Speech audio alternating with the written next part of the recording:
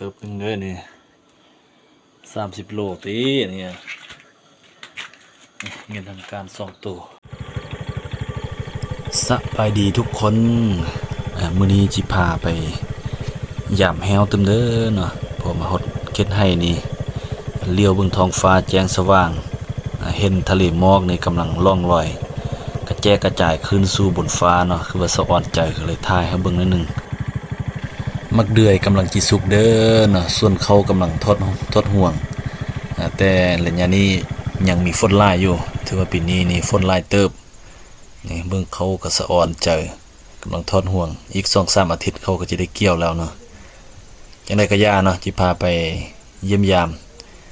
ยามเบิ่งแฮวเบิ่งวิจิถึกบ่จิม่านบ่เนาะไปนี่คัดคะเนไปฮอดนี่ต้องมืดแน่นอนละปาโถมาฮอดนี่เห็นเง่นตัวนึงถึงพี่เด้อเนาะเง่นตัวนึงถึงพี่เบิ่งมันสิอยู่หันท่าบ่อยู่เด้อท่าเบิ่งเด้อเนาะคือว่าเห็นตกมาหั่นเหรอซอกเบิ่งก่อนหน้า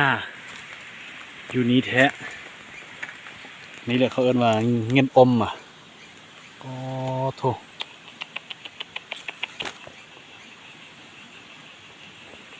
มานอีลีมูนี่นี่แหละเงินป้าโถโคตรคักเลย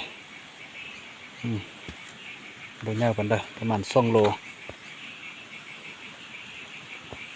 เงินนี่โคตรแซ่บเด้อเงินนี่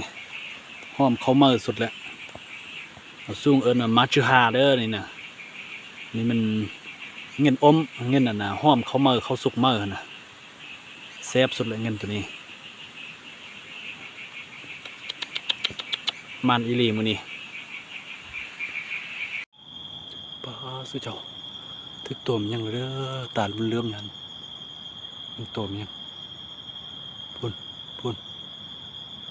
นี่เส้นตาตัวมันยัง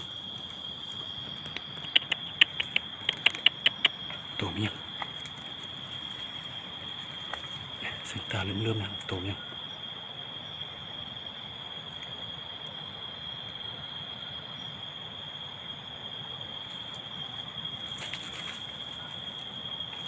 ตัวอย่างเด้อนี่นะ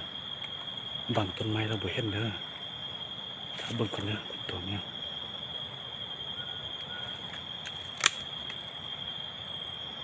แสงตาเป็นเรื่องนี่นี่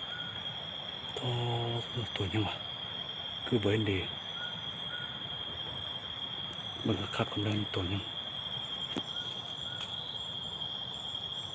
โอ้ยังเติบเลยยังเติบตัวยังวะตัวนี้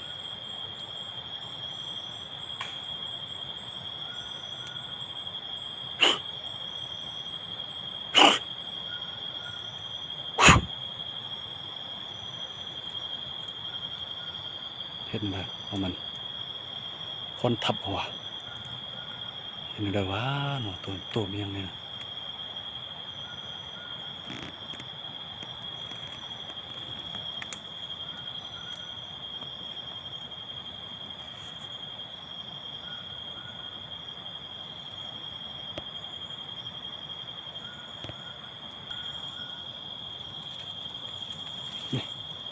เห็นเต็มเลยตัวยังเนี่ย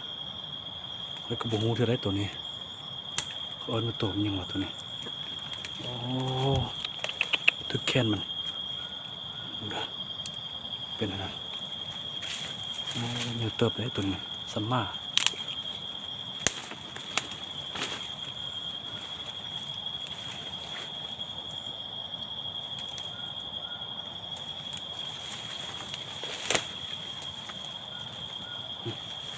เดือดไปยังพี่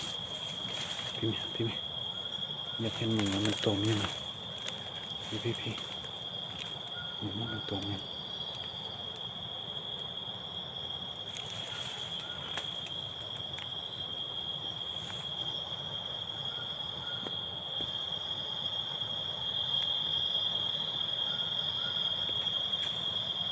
โอ้มันเงินทางการเด้อตัวนี้นะ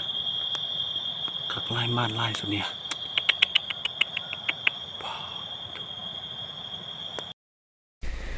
ส่วนแบตัวนี้บ่ทันท้ายตอนโตเป็นๆเห็นแสงตาให้เบิ่งเนาะเนื่องจากว่ามันไวพดมือลึบปับ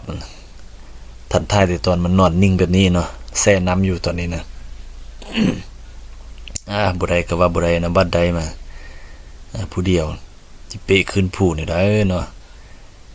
คนครัววิธีก่อนได้เนาะ2-3ตัวผู้เดียวเปะบ่ร้อนแล้วต้องมัน2เที่ยว3เที่ยวพุ่นแหละพอมาฮอดครัวพี่ฝนตกหลายเกินไปนะครัวก็เงียงสิย่างข้ามก็ยังยากแล้ว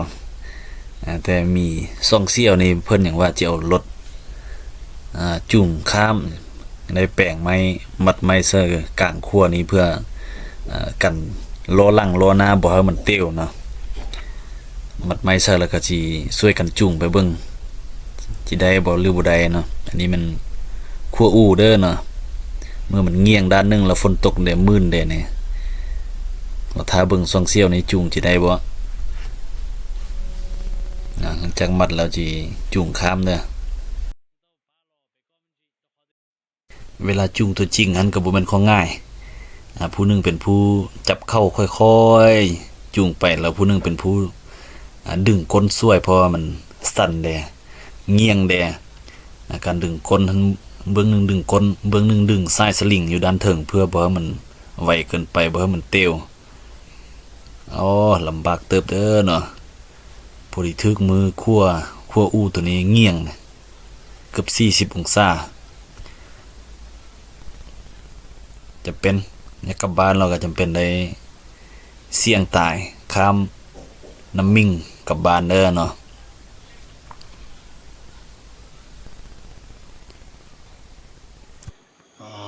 เป็นบอดเงินแล้วเด้ออย่าเติบนึงเด้อนี่30 โลตีเนี่ยเงินทางการ2ตัวนี้ยังเต็มต้นอยู่บักนี่ยังอีกโถมันสุดยอดสุดนี้ของแท้แล้วนี่นะเพียจุ่มเพียกินเลยสุดยอดสุดนี้นั่งกันก็มาพบเสื้อแหละอบเทียก็ไม่ย่างก็อ้อนะตาเถอะ